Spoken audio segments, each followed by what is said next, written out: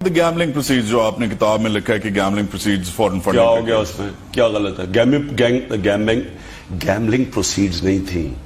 मैंने किताब में ये लिखा है कि मैं एक दफा बच्चों के साथ छुट्टी बना रहा था।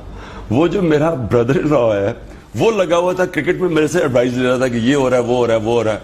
हमारे वो 2002 का इलेक्शन हुआ था, कर्जे चढ़े हुए थे 20 लाख रुपया।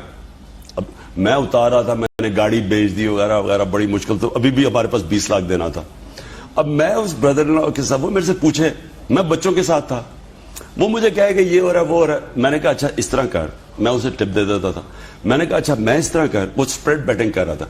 मैंने कहा मैं तुझे एडवाइस दूंगा जो भी तो, और वो कोई 10 लाख रुपया हार रहा था तब तक। मैंने कहा मेरी एडवाइस की वजह से वो जाएंगे हमारा जो कर्जा उतारना है। What a deal, यार। हमने कर्जा जो उतारना है।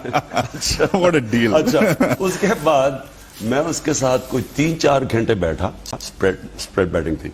तो उस स्प्रेड बैटिंग के ऊपर वो मैं उसको एडवाइस करता था कि अब ये कर दे, अब ये पार्टनरशिप वगैरह वगैरह।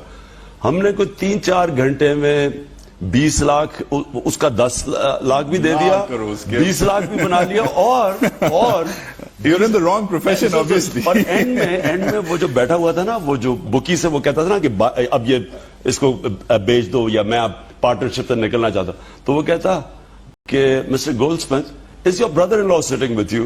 उसको समझ आ गया। Interesting।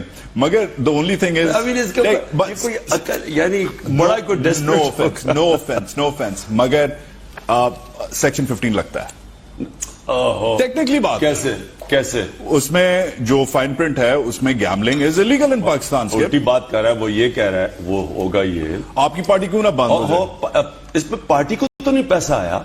मैंने पार्टी, देखिए कर्जे मेरे पे चढ़े हुए थे, मैंने पार्टी के पैसे पूरे किए थे, कर्जे चढ़े हुए थे, तो जो वो कर्जा चढ़ा था उसने मुझे 20 लाख दे दिया। इसमें क्या गलत काम है?